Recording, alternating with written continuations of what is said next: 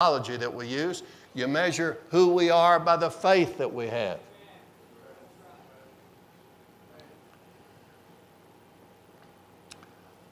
So all of these various people, same with Rome.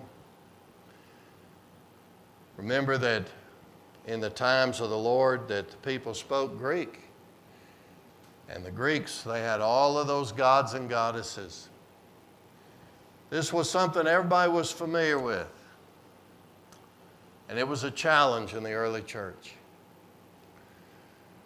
Now, one last thing. When you have people that adore their idol or adore their false god, and you're around those people and you don't show loyalty and you don't show affection and you don't show respect for their false god, it's offensive to them. Are y'all with me?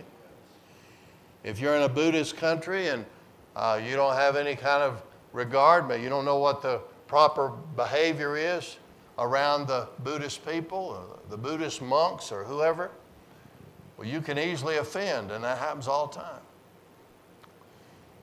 Many of these missionaries that we have that go overseas, they have to, they're not walking a line of compromise, but they don't want to destroy the potential to reach the people. And yet at the same time, they've got to stand for the truth and for God. Y'all understand? It's a challenge. I mean, the first message you're going to preach when you get there is you're not going to stand up and say, oh, this is a bunch of baloney. You know, just collect all these idols and let's destroy them. Put them under the bulldozer test. Well, that wouldn't go well. But those idols have never done anything for those people. And y'all, here's the thing. The Spirit of God is distinct. There's no spirit except an evil spirit associated with all that. There's no comfort. There's no companionship. There's no love. You see, God's the only God that loves. All of those gods and goddesses hate. Did you know that? They cause people to fight and hate each other. Whereas God is love. And people, when they come under the preaching and teaching of the truth, the Holy Spirit begins to convict them, say, you know, this Christianity is different. This is different. They see the difference when people care for them and they help them and they're compassionate. That's something that leaves a mark. Are y'all with me? Why would you want to chase after idols? Remember that the next time some idol pops its head up and you're tempted to chase after it.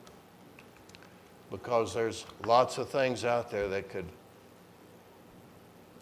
fit that bill.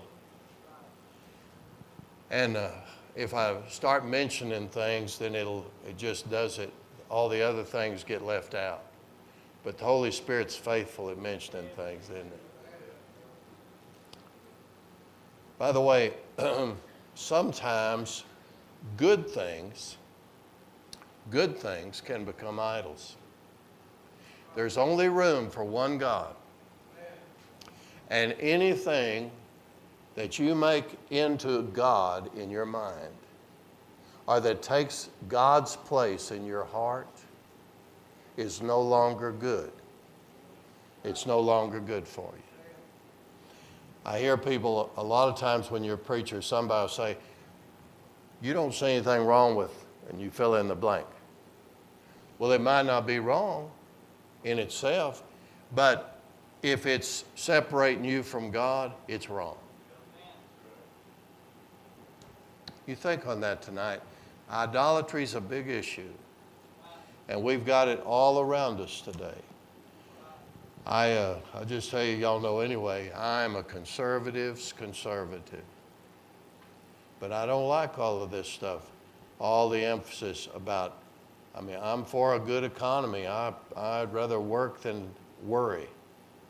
But y'all, money will not replace God. And it doesn't deserve it. And that really doesn't make you great. What makes people into what we need to be is a relationship with God. Let's go to the Lord in prayer.